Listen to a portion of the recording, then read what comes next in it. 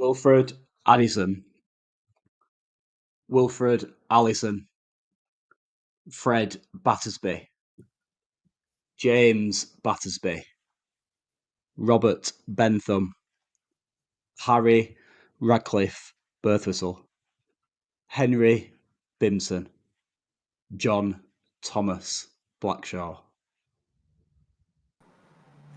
William Braidwood, Frederick Campbell, Fred Price Dearden, William Evans, Winston Finch, John Flinders, Albert Edward Hanrahan, Emily Hodgkinson, William Hughes, Frank Jubb, John Livesey, John Thomas Lucas, Harold McAndrew, William Mackenzie, Morgan Mooney, Harry Unsworth Needham,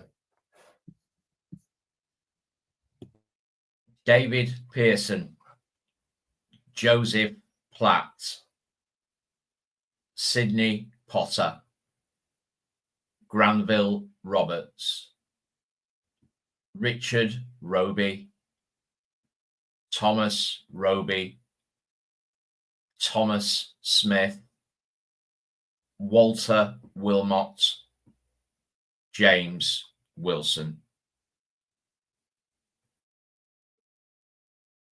Today, we once again remember the 33 Wanderers supporters who went to a match and sadly never came home. 79 years ago, on the 9th of March 1946, Wanderers played Stoke City in an FA Cup tie at Mernon Park.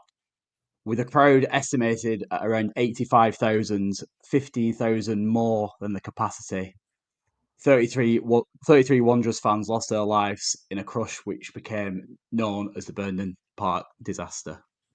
Tonight, we remember them.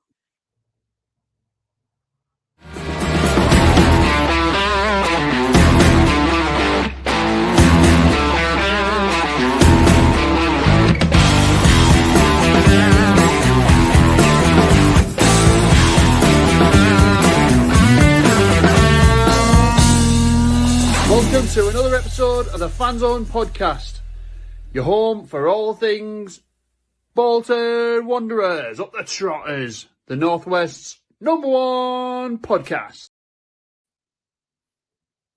Good evening and welcome to another episode of the Fanzone podcast. Tonight, you are joined, of course, by myself, Chris, Dan and Ange. Start with you, Chris. How are you? Yeah, really well. Thanks, Colin. Yeah, very good. Lovely day out yesterday. Thank you very much. Very sunny. We were lucky that we didn't get burnt because we were sat in the posh seats on the side. Happy days. A bit boring that side, but yeah, a lot more comfortable than the guys in the stand, I think, from what I could see. One of the guys in the stand was, of course, Ange. Ange, how are you? Can confirm, was like a cattle market. Absolutely zero room to move, to breathe, to sing. Quite stunning. But we won. Yay! So I'm fine. I'm in fine fettle, thank you. Ed. And Dan, I think you probably watched it on the highlights in the evening once your missus allowed you the time to do so. But anyway, we'll ask you. How did you get on yesterday? Did you manage to catch the game and hopefully you enjoyed it? You love a dig, don't you? You absolutely love a dig. I watched the full 90 minutes, mate, to be fair. Sat in the comfort of my own living room. It was sunny through the window as well, so I do know how Angela feels. But another 3-point pod. We're getting used to these, aren't we? Yeah. Yes, we certainly are. We certainly are. Good evening to everybody in the chat. Jordan, my mother, once again. Ian, Chris, Craig, Ian again, Leslie, Pete, Brandon, Laura, Kelly, Hannah, Radix Lexi. I could go on and on and on. I've missed you. I do apologise. But thank you very much for joining us tonight. Tonight, of course, is episode 131. Top Schu Brewing. Is it? Certainly is. Dare we believe? Dare we believe? Let's get the post-match reactions. Of course, sponsored by our friends at Johnson's Tiling.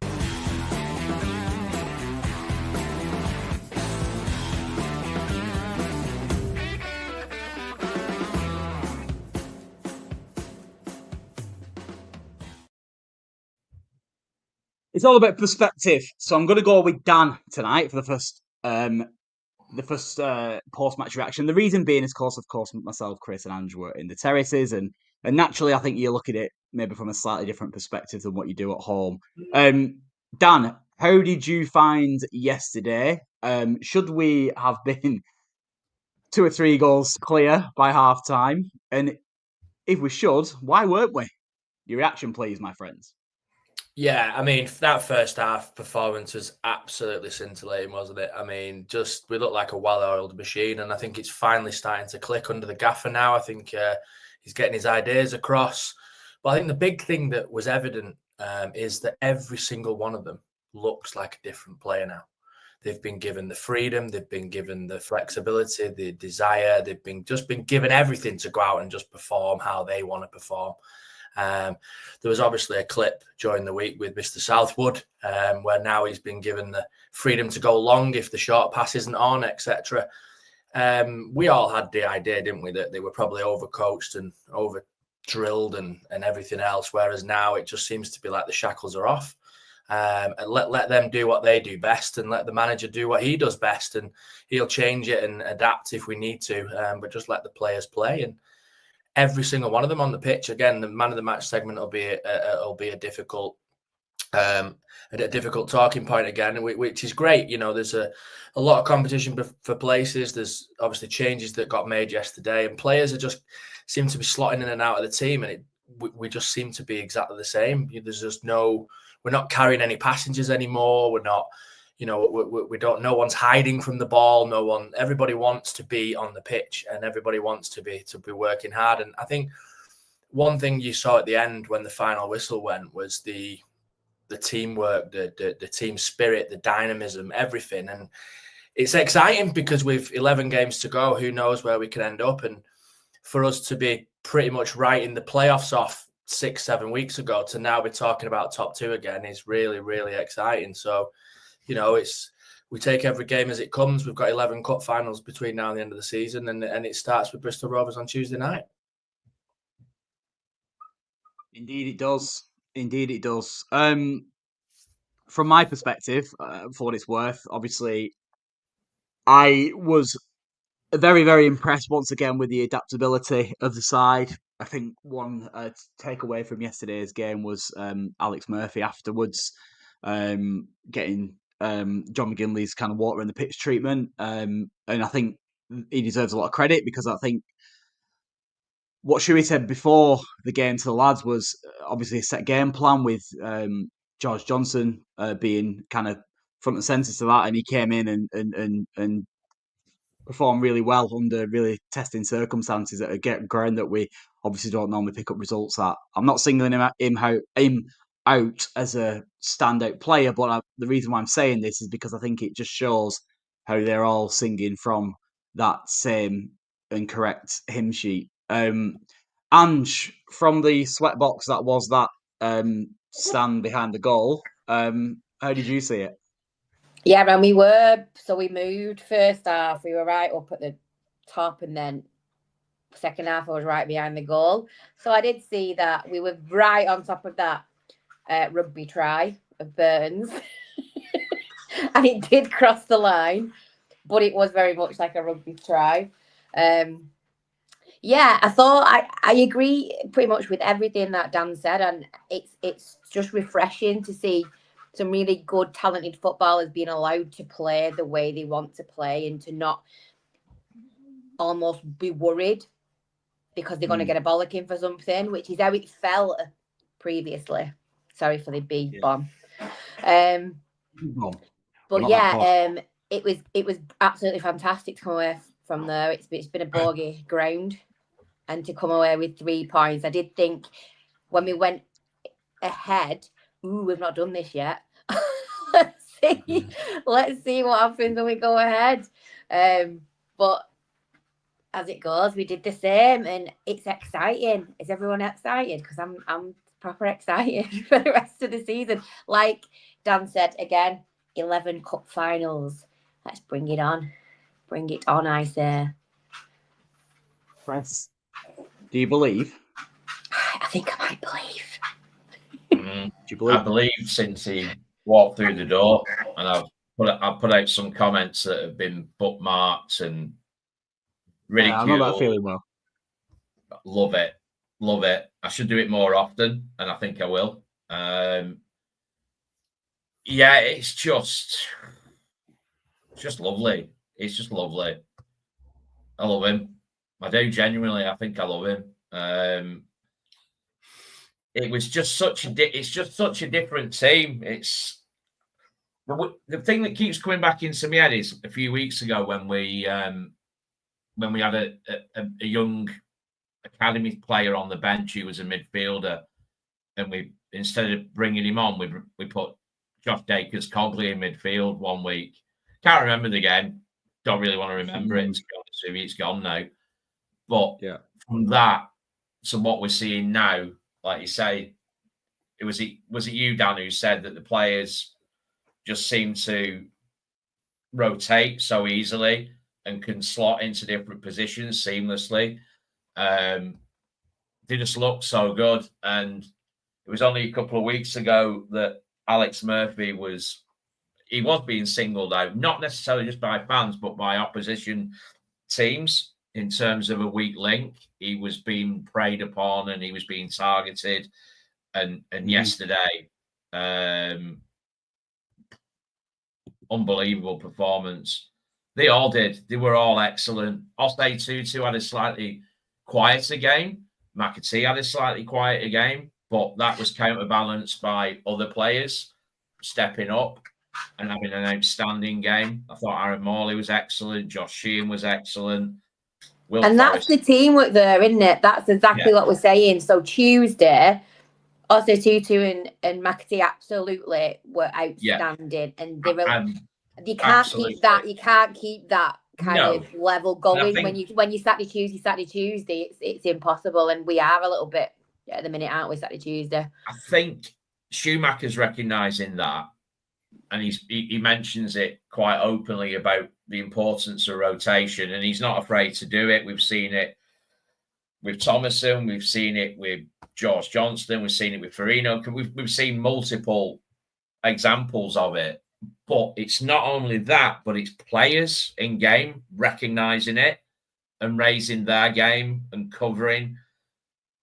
Good example was Morley and Toll against Birmingham, where Toll made an error of judgment and Morley was on it like a flash to clear up his error.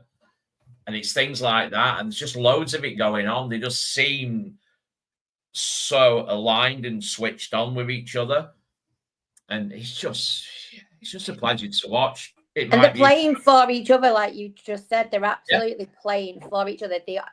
Huey's definitely kind of brought them together, and it has kind of reassured some of those players who maybe aren't starting that it's a massive squad game, this, and you're all going to be important, and you're all going to play your part, and everybody on the bench is like, even Baxter looks genuinely happy and giving his prediction for the game, like giving his score prediction before every game on Inside Match Day and stuff like that. It's brilliant to see. He does look happy. You're right, and his opportunity will come, I'm sure. But, I think a big tick in the box will be next Saturday, won't it, against a local rival, which has been a hoodoo as well over recent years, but also a top six rival as well. So, I mean, we're looking at the fixtures for March, which is a pretty big month. The next 3 or 4 games will define pretty much where we end up. With Bristol Rovers Tuesday night, got a result yesterday. Not an easy place to go. Then we've obviously got Stockport home, Blackpool away, Wigan away, all to come over the next couple of weeks. So it's a big month, but like we say, it's a big 11 games now, isn't it, between now and the end of the season? Then we'll end up where we end up, and we'll end up where we deserve to end up. But just to be even back in the hunt and have that buzz and that fire back in our bellies and that excitement for a Saturday is a refreshing change, isn't it? Yeah, I wasn't going to go to Burton until I think it was Wednesday afternoon. I said to Colin the other week, I said, I'm not going back there again. I'm not listening to them sponsored corners, doggy daycare and all that little, and that horrible looking mascot. I'm not going again. It's a rubbish away. It's such a rubbish away. Yeah. It's in the middle of an industrial estate where it is, and it's just all a bit meh, innit? Yeah, but I couldn't miss it. No, absolutely. Well, you one of 1,500 people who also couldn't miss it, Chris, and long may that FOMO continue. Exactly. I think as far as the team's concerned, it's very much shackles off in it, and as a result of that, performances are improving drastically, and the old man of the match segment sponsored by iHeat is becoming that little bit more difficult and enjoyable. If you are still listening to this, one of 136 people still listening from the start, thank you very much. Please don't forget to like and subscribe, as the banner says. It's very much appreciated. It goes a long way to help us grow the channel. But yeah, man of the match time, Ange. What do you reckon? Let's do it.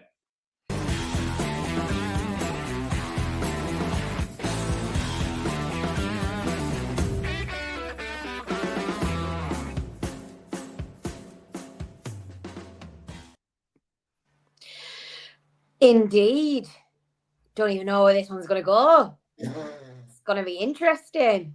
So stick your vote in the chats if you're playing along with us. And obviously we'll do our rounds on the panel and then see where we're at the end. So let's start with Dan today. Okay. Will Forrester again would be a high contender for man of the match, but now I think it's become a level we've become to expect. So again, he's an absolute warrior, isn't he? And the fact that we don't even have Ricardo Santos in our conversations anymore at the moment is testament to him.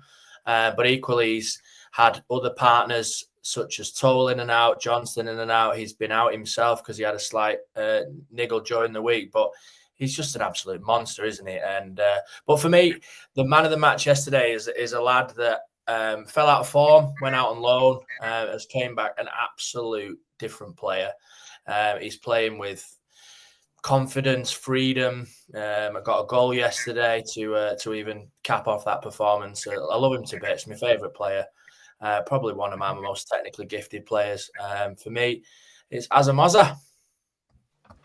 Good shout.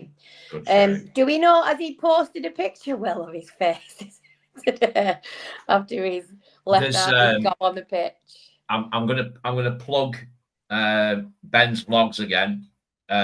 He got a brilliant shot, so he must have been stood probably quite near you, Ange, actually, from what I can see from his vlog. But he zoomed in, and his bottom lip, it was like a beanbag. It was absolutely massive, and blood was literally pouring out of it. Normally, you just get a little dribble. It was just gushing out. It's a great shot. So if you get over to Ben's vlogs on YouTube, Ben's football vlogs, he gets a great shot of it, and it's a right fat lip. Forrester with a fat lip. It's his job.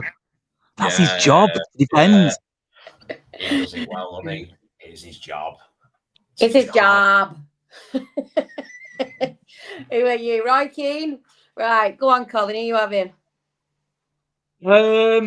I'm astonished. I'm absolutely astonished how I am seeing no shout for George Thomason. The lad created both goals. I'll be honest. Yeah. I'll be honest. His direct run into the channel, cut back, lovely bit of play from McAtee, and a great finish from Morley.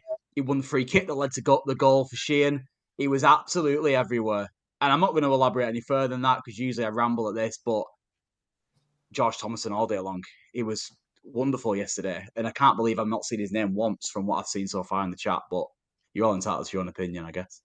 Yeah, I've not seen a Tomo actually. There was one up there. Yeah. There you go. Liam. Cheers, Liam. Is that a shout out for Tomo as man of the match, Liam, or just an observation? Chris, who are you having?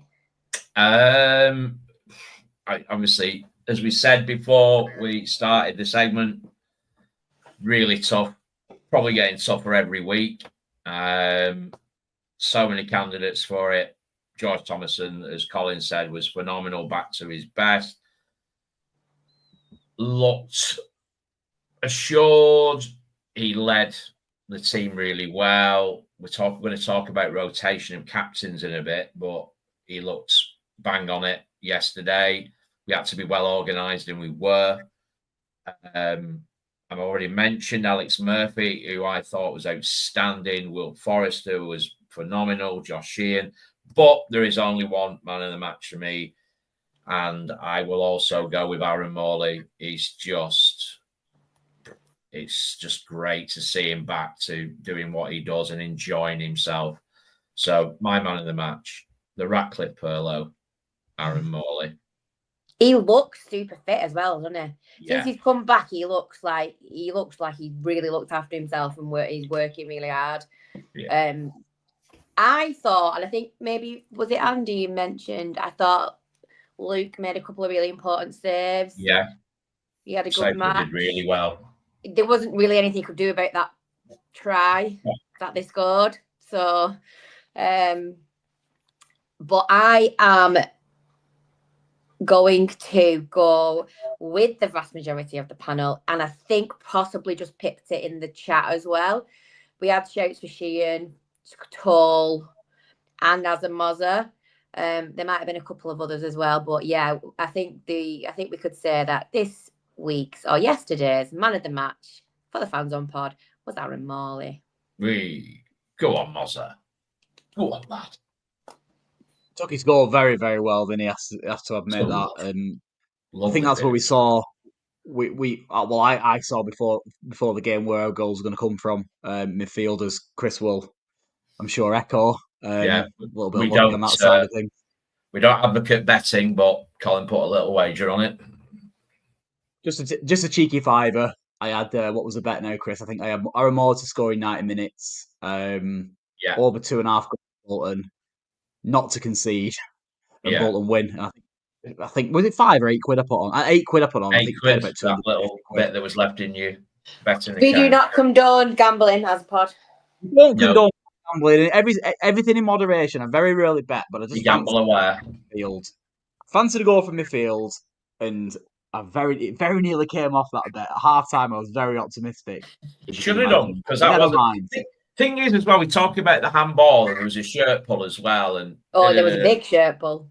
But if he wasn't handling the ball, and it would have been cleared off the back post. Will Forrester was there. It would have been cleared off the back post. He couldn't clear it because he kicked his head off. Was he not flagging as well, that liner on your side? Honestly, like a lunatic. I said to Jim the Wanderer, I thought he was going to take off. He was like, proper going for it. Joke. Anyway, we move. We win. We move anyway, yeah. We move. And yes, you are right. We don't condone betting. We're definitely not that podcast, but everything in moderation and all that. Get Stats On, sponsored by Jenna Louise Salmon.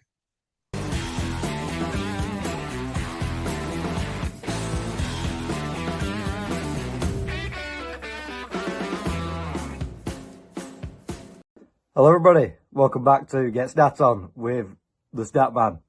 Of course, this segment of the Fanzone podcast is sponsored by Jen Louise Salmon. And you know the line by now, don't you? Let's be fair. If you're buying a gaff, give her a bell. Of course, more complicated, but that is just the line. Of course, we all love it, don't we? But, and you may have noticed, no Fanzone pod hoodie today, but I think you'll agree a Light McQueen hoodie is equally acceptable. It's in the wash. It'll be back for the next one, don't you worry. But anyway, we're just here for the footy, aren't we? So let's move on. Midweek game, Bristol away. Not ideal, you could say. That rhymed as well. Anyway, so Bristol 20th with 39 points. They've got a game in hand in the team below them, which would of course be the top of the relegation zone. And but yeah, it's not exactly the best position to be in, is it? However, they did just beat Huddersfield 1-0 yesterday, and they are just 2 points behind you in the playoff race. So, that is mega. That could be an absolutely huge result. But we're not here to talk about Huddersfield, are we? We're here to talk about Bristol Rovers. So, and you have to put Rovers on the end, because they do not like just being called Bristol. Anyway, how do they play? Well, they don't have much of the ball. 46% possession is their average, which puts them 19th in the league for most possession per game. So, you know, they like to play on the transition, on the counter, as a lot of teams do at this level, but especially them. They don't create a lot of chances, only 34 expected goals this season, which is 21st in League One. But they have scored 36, that's 2 more than they should do. But all the goals tend to come from open play rather than set pieces or anything like that. They've only scored 5 from set pieces this season. And when you're in March, wow, we're in March, aren't we? Yeah, when you're in March, that's not great, is it? But anyway, also in possession, they love a shot from the outside of the box. Like, absolutely love it. They never tend to work it into the box. Basically, if they get in your final third, they're having a dig. Which, to be fair, I kind of respect, but it doesn't always work, as you can imagine. But keeper definitely has to be ready for a lot of long shots coming his way. And how many of them are going to hit the target? Probably not that many. But you've got to be wary of it, don't you? Out of possession, then, they have conceded the most expected goals, which means the most chances, the most good shots, basically, by an absolute country mile. And but the keeper tends to bail them out of trouble quite a lot. He's made the most saves per game with 3.8, and you know, that's quite a lot. So that just means the defence is a little bit ropey, and the keeper keeps them in games. Probably why they call the keeper. But apart from that, they like to press when it's on, but not all the time. And we're going to come on to why that doesn't always work in just a second with the screenshots. But they don't always press. They sit in a bit of a mid-block sometimes. But when they do press, they are actually quite good at it. It's just committing everybody. They don't always do. And we'll show you that in just a little second. But otherwise, they're very good at tackling and interceptions. Their numbers in those metrics are very high. And that just means you need to move the ball quite fast when you get in the final third. But you do tend to do that now, to be fair. So we'll move on to the screenshots. And we're on about this weird little press. That doesn't always work. And in this example, it does not work. So this is from the Shrewsbury game. And Bristol are in green. And you can see they are pressing, but it is literally just a striker. The rest of the attack, the midfield, they don't press at all, but they're not really deep enough to be considered in a block. They're just sort of there, not really doing much. So you can see it's not going to work out, and it results in this, where the centre-back for Shrewsbury plays it long, and to be fair, it's a bloody good ball, we'll put it that way, but he's literally cut out the whole of the midfield, that one striker pressing, and the whole defence with one pass, because the whole team didn't commit to a press, or what they should have done is drop off and sit in a block. You've got to pick one. Sitting in the middle just doesn't work. It never does. You either have to sit deep or press as a team. There's no just pressing as one player. It doesn't work. And that does end up happening quite a lot. So you definitely be able to expose that with a little direct, long ball, whatever. You get the point. Should be quite a comfortable win, to be completely honest. No, I shouldn't say that. I shouldn't jinx it, but it should be. So I'll let you enjoy the rest of the podcast, and I'm sure I'll see you very soon. And I'll be in my Fanzone hoodie then, don't you worry. Goodbye. There we have it. There we have it indeed. You aren't the only one without your Fanzone hoodie on, are you? Everybody else has not got it on tonight. Must be in the wash for everyone. No, but yeah, no hoodies tonight. We'll keep showing them off. Don't worry. You know. Any takeaways from that? For me, they're a bit all over the place. That's my takeaway. Don't know whether they're coming or going. I think that's possibly got something to do with the change of manager and the new manager coming in from Brighton as some kind of like under-18s coach of some description, I think he is. We will, of course, find out more about Bristol Rovers. I know we kept calling them Bristol during that. Yeah, which can't do that. I mean, can't do that. Very offended. Calling Sheffield Wednesday Sheffield and Sheffield United Sheffield and Manchester City Manchester and Manchester United Manchester. Anyway, we'll learn more about Bristol Rovers tomorrow because, Chris, we have a guest. Yes, we do. Charlie, innit? Charlie Oh, Hay. yeah. Yeah. From what are they called? Is he from Bristol? I'm winding him up.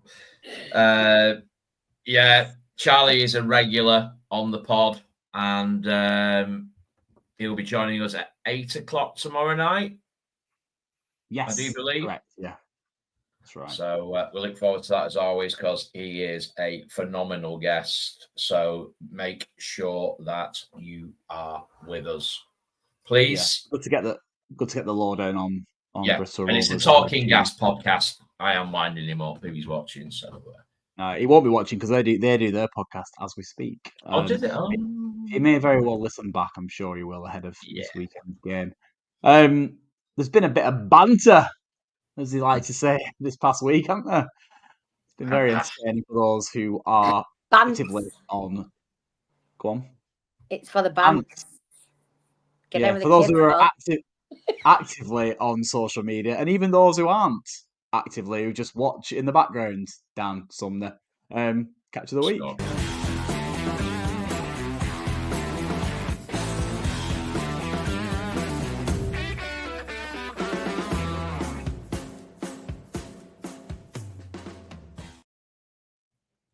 Couple of things before we get going on that. There's been a bit of a comment on a few bits of interference, and we apologise about that. We are trying to rectify it. If you have got any, please let us know. And secondly, there seems to be a bit of a delay on the mid-rolls loading up. I don't know whether everybody else has noticed that, but again, apologies. It's the might have been my end, but the beauty of live podcasting, as they say. So, where do we start, eh? Get that black background on. I can't believe you put that one on. I was only joking. No, I put it on. I had to. I can't put the black background on, Ange, because it'll take over this particular image. So, yeah, put up with that. But yeah, Chris, you want to start with the one that you suggested? I can't.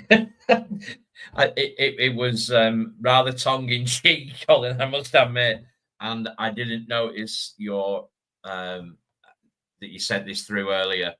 Yeah, I want to elaborate, Chris, because you sent it to me, so I'll let you take this role as well. So we are of course referring to the picture in the bottom right. Obviously, if you're listening back, you won't know, but there's a picture of McAtee and Collins, shall we say, petting each other, for want of a better word. Yeah, somebody has added a phallic. Somebody has sabotaged the full-time GIF. Yeah, with a huge member and bits coming out of the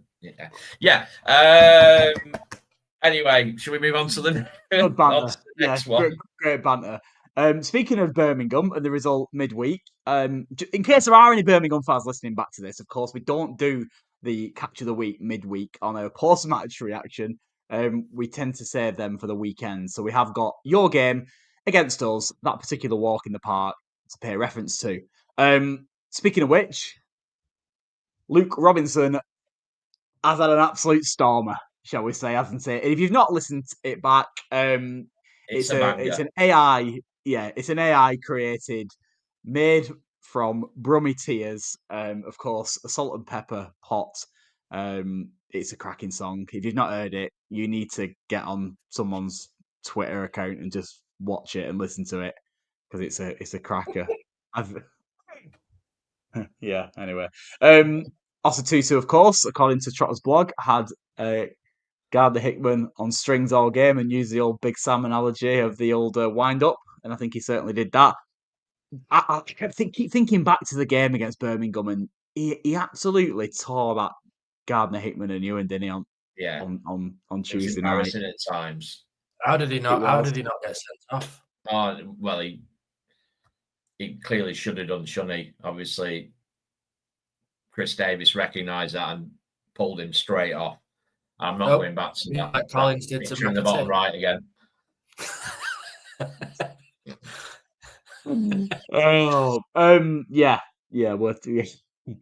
Speaking of Huddersfield for a quick second. Yeah, it's Bolton. Yeah. Dion's had an absolute storming start, hasn't he? He's still not scored, has he, the lad?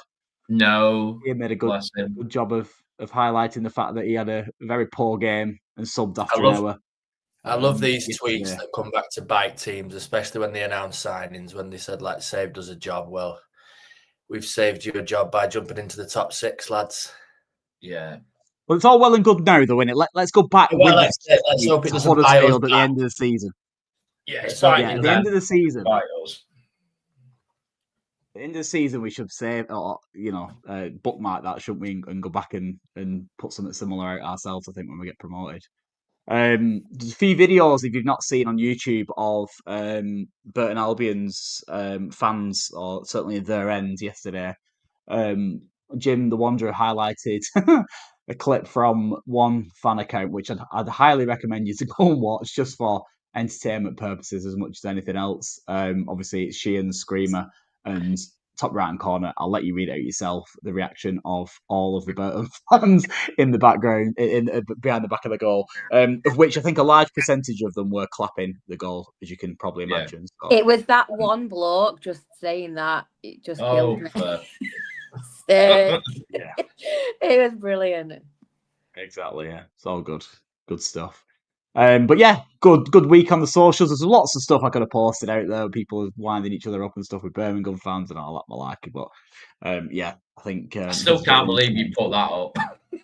Well, it won't it? HR isn't here, is it? So let's go straight into the rest of the pod. So that's that bit done. Now you've cooled down, Chris. Hopefully you have.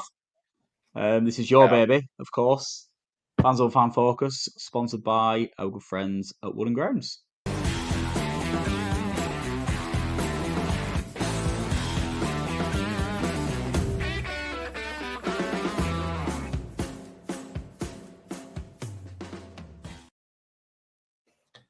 And don't forget, by using discount code FANZONE10, you will receive a huge 10% discount off your next wooden ground.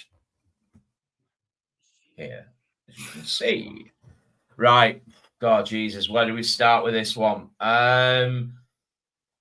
We'll start with Jordan Hutway, friend of the show. Will you be covering how one team was able to score with a try? Well, we've already done that many times over, so yes. Matt Pemrick has asked, how many points are needed for top 2? 90 points, he reckons. What do we think? So, just a perspective, second place, Wickham are currently on 68 points with 11 games to go. So, what do we think?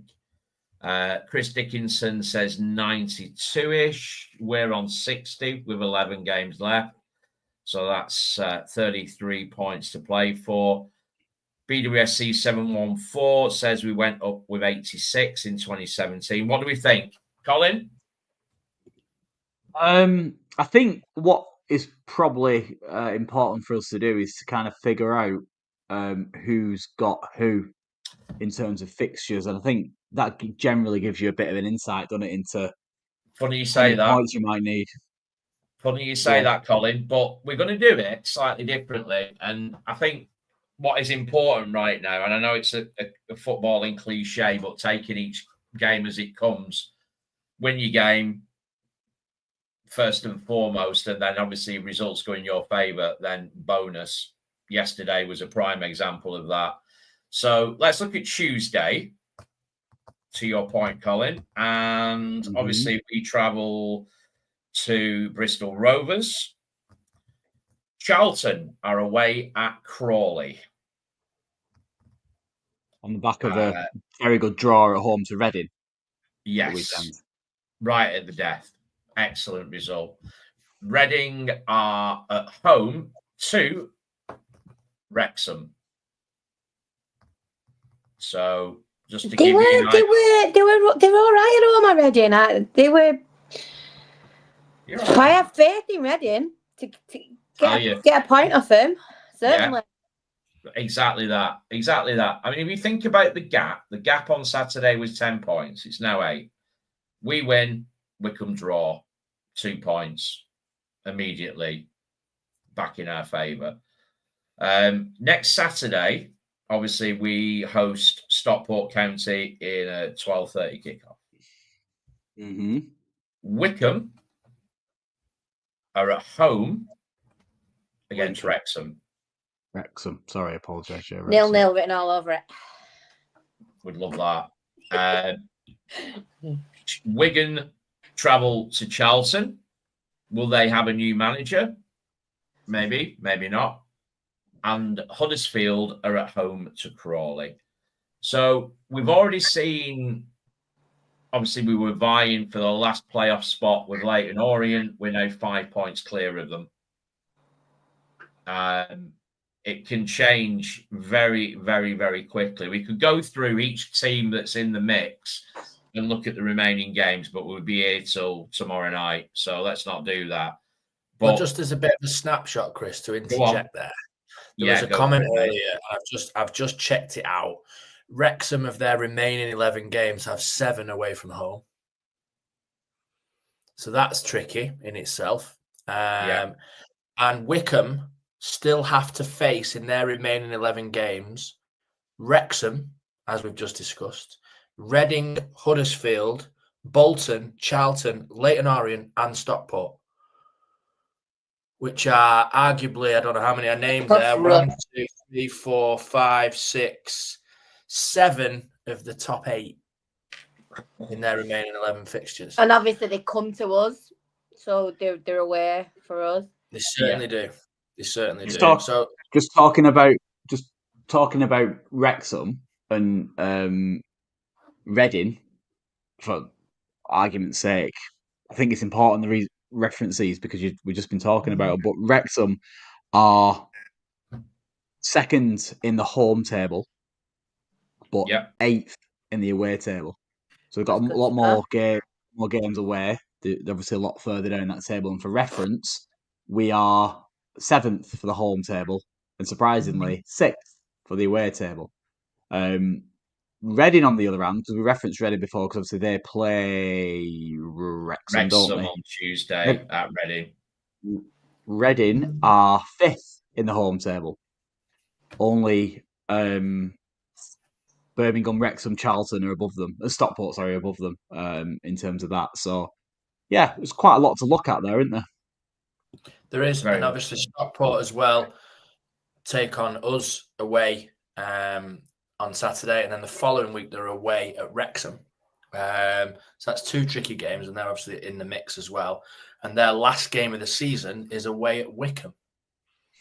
So that's a thinker, isn't it? There's certainly some fixtures, and there's a lot of twists and turns still to be done. But you know, as Louise has said there, it's nice to be in the chasing pack and have no pressure. And if we finish in the top 6 now, everybody will be delighted given where we've come from and where we've been and what the expectancy was 6-7 weeks ago. So we'll end up where we end up, but just to be in the chasing pack now, and people will be certainly looking over their shoulder because little old Bolton are on their way back. I think the first, or certainly the next objective is to create a gap and consolidate top 6 and then kick on from there. That's your starting point. Get into the playoffs, solidify, be safe and be composed in the playoffs, and then kick on from there. There is nothing like, for me though, that when the last game of the season and you're desperately checking phones and you're looking at other results and that feeling, and when it's to kind of go up automatically and not just to be in playoffs or get relegated or whatever. But for me, that's the last day of the season. It's like boom, proper like nervy And time. just to be What do you at say- home as well, and just to be at home is obviously Stevenage at home is our last game of the season. To be at home on the 3rd of May is a big advantage. But just while you were speaking there, just to look at the last day's fixtures, obviously, as we've just discussed, Wickham take on Stockport, which could be both of them sides can't pick up 3 points. Reading Barnsley is another standout one. Wrexham are away again, but this time at Lincoln, which again is not an easy place to go. Huddersfield are at home to fellow playoff chasing Leyton Orient. Who else are we looking at in the mix there? That's pretty much it, isn't it, in terms of what we're looking at? So Wickham, Stockport. Who's Stockport got, did you say? Wickham away. So Wickham, Stockport, Huddersfield are at home to Leyton Orient. So there's 4 of the top of the top 8, 9, 10 teams playing each other. The only other one is Wrexham are away at Lincoln, and we're at home to Stevenage. So makes for an interesting last day. I mean, if it gets that far and we've still got top 2 in our sights on last day, well, that would be an interesting 3rd of May, wouldn't it? Yeah. Kiona Tete to score the winner at home against Stevenage in the Matt Farley derby to get off us his ass. Yeah. You heard it here first. Stranger things have happened. It's football, isn't it? I'm telling you. It leads on lovely. We're seamless this evening. Elliot says, which teams would you least like to meet in the playoffs? I've had this bubbling for a bit, so I'm going to get it off my chest right now. Nobody. Next question. No, it's a completely different competition once you hit them playoffs as well. It's a mini little tournament, isn't it? You've just got to go into it with no fear. You can't. You know what's really good? I think now in a different animal, aren't we? Yeah, you know what's really good as well? I think it was your brother. Go on. Sorry, go on now. One at a time, boys. One at a time. I think it would. There's interference when I'm talking, but that's Colin. Yeah, I think it was your brother the other week, Col, that said that we'd struggle to beat a team over 2 legs, but I think that now has completely spun on its head, hasn't it? In terms of we don't fear anymore. No, absolutely. I've completely lost what I was going to say. Oh yeah, that was it. I think that a bit of an advantage for us from a fan's perspective and that pressure is we've now got a generation of fans that now know what the playoffs look and feel like. Yeah, true. Whereas like a couple of years back, just generations upon generations of Bolton fans have missed kind of what a playoff tie looks like. How disgusting it feels. Well, disgusting it feels, yeah. But you know, you kind of like in your mind, you go into each game with a different perspective, don't you? Because it is two completely different type of games, both at home and the away leg. So yeah, it'll be interesting that. But someone's put, can't be asked travelling to London for the 8th time in 12 months. Oh, Brandon, that. Yeah. I think we can be asked, can't we? If we get the chance. Although Wembley does feel like we're Tottenham Hotspur at the minute. It's like our second home venue, isn't it? We've been there that often in the last few years. I think the only thing about the playoffs is we shouldn't be thinking about them because we should be thinking about second. So, playoffs, yeah. Go big or go home. Yeah. You are? Go big or go home. Indeed. And final one tonight comes from Lou. And Lou says, should Schumacher pick a consistent captain for the rest of the season? Do we even need to change? Would it benefit or hinder the team to change at this point? If it ain't broke, don't fix it, perhaps. Again, I'll pick this up really, really quickly, and I will go with the last option, D, E, whatever. If it ain't broke, don't fix it. I think the last few weeks has highlighted the ability for a lot of players to step up and lead. There's a lot of leadership on that pitch. A lot of leaders, yeah. So, yeah, Malk, 11 captains. There's some players who are coming to the fore now who, frankly, I wasn't given the time of day to a few weeks ago. So I implicitly trust Stephen Schumacher to make the right choice in terms of who captains the team in He what wouldn't. game. He wouldn't do that. There'd be no need to unsettle that ship by doing that big gesture. Why would you do that? No, he's not that sort of character for one.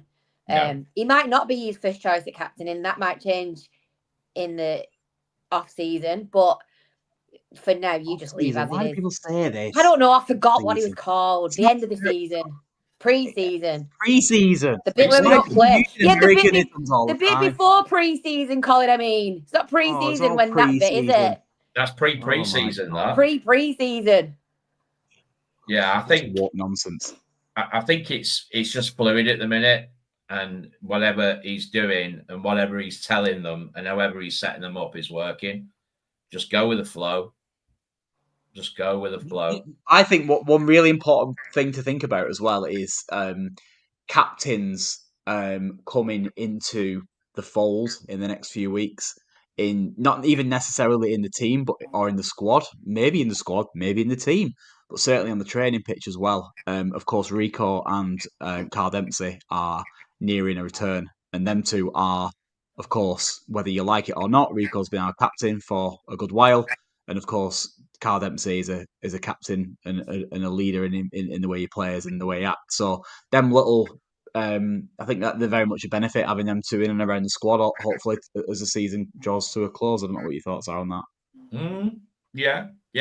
Maybe it will be. We do fail in our objective to get second. That in the playoffs, that he nominates a captain. Like you say, Ange, it's a mini league competition.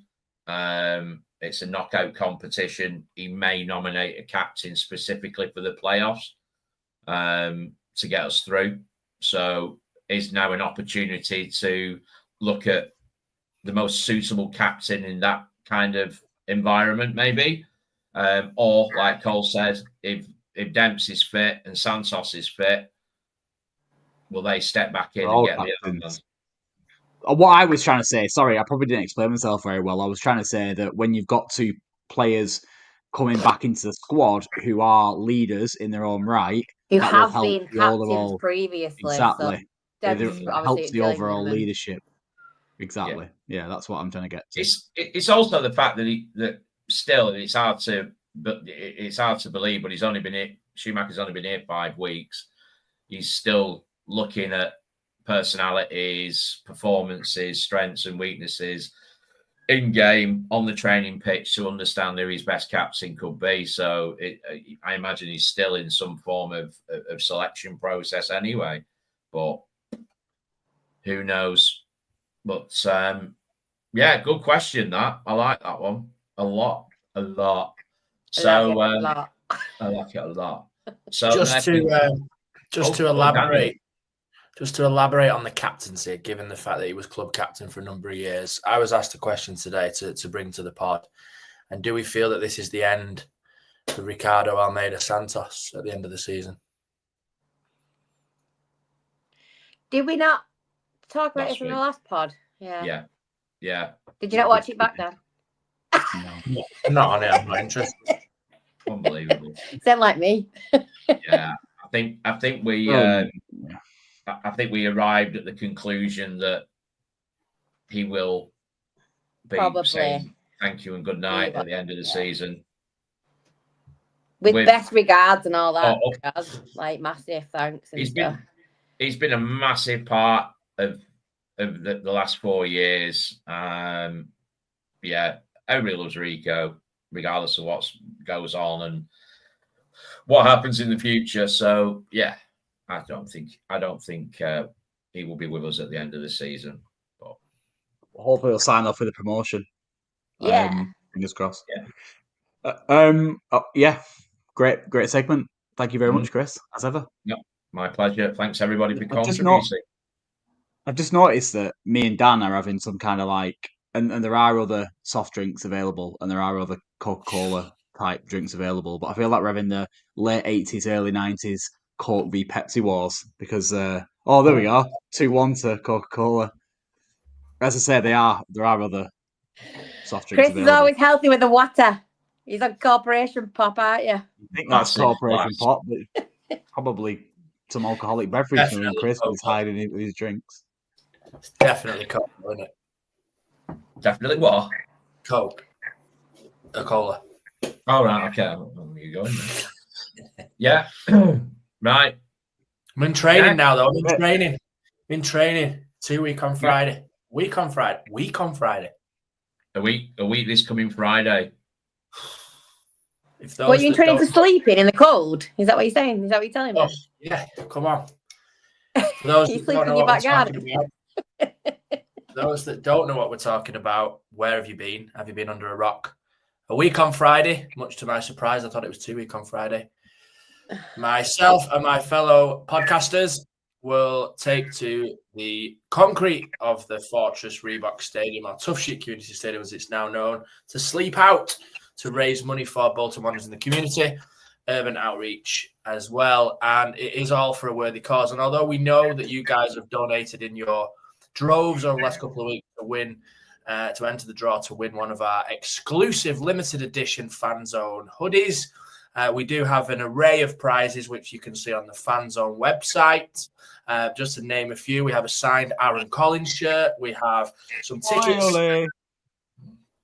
We have some tickets for the line of Vienna against Bristol Rovers. We have Will Forrester signed framed brick, I think it is. Super John McGinn signed photo. Alan Thompson first goal at the Reebok signed. We've got an exclusive Fanzone hoodie also up for grabs, as well as an annual subscription for the Bolton News. The link is on all our socials.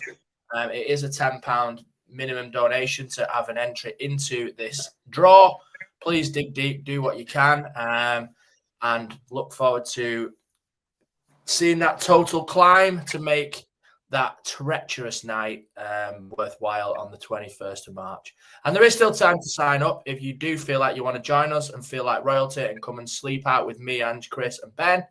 Carl will be in the comfort of his own living room because he's absolutely bricked out this year. But he will be doing a live pod on the night to do the draw. So please dig deep, donate, and if you want to come and cuddle up to us in the West Stand, please feel free.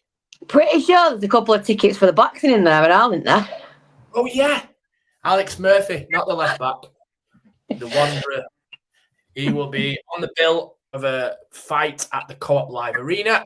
And there are a couple of tickets that Alex has kindly donated, Super Alex Murphy, legend, for that fight as well. So, again, an absolute array of prizes, so much so that I forgot one of the greatest prizes out there. So please dig deep, donate, do what you can. You know, come and join us if you feel like you've got nothing on that Friday night. Sunshine and nice and warm temperatures have been ordered. Can we have positive weather vibes sent, please? Absolutely. It's going to be cold. It's just accept it. Just accept it. That's it. I think that draws. Yeah, fingers crossed it doesn't reg. That's what makes it even worse. Forgot about that. Colin? Yeah? There's a little comment there's an additional prize, isn't there? Shirt. Additional shirt if we reach £1,000 by the 21st. A cheeky little extra signed Bolton shirt. So let's see if we can get there. Another one? Jordan is the king of signed shirts. Yeah, we don't know who that player is, but let's be honest, the way they're playing at the moment, I don't think any of you will give one hoot who it is. That you'll all be happy. Whoever it is. Come on, Jordan, we do know. It's a good one. It's a good one. It's a surprise, but it is a good one. Do it, we know it. I didn't know who. Yeah, it is. It's a good one. It's a signed Dan and Lundeloo shirt. No, it's not. It says to Colin, I love you. Yeah. We're currently at £555, so keep digging deep. £10 to entry. I pushed you over the hour. I'm sorry, Colin. I pushed you over the hour there. Oh, it's all good. It's all good. Thank you very much to the 174 people who have watched tonight's episode. If you've not subscribed, why the hell not? It's not hard. It's not difficult. It's free of charge as well. Please do that. That'd be really appreciated. Please also give us a like as well. if you're listening to back on audio, give us a review. That also helps. We don't often say that, but it also help a lot. Algorithms and all that stuff. But yeah, thank you very much. Chris, good evening. Thank you, Colin. Likewise. Thank you for hosting. Ange, thank you very much. Good night, all. Good night, all. Dan, good night, sir. Good night, mate. Let's look forward to 3 points against the Gas. And thank you very much to everybody. And of course, we will end tonight's episode and remember them. Thank you very much. Good night.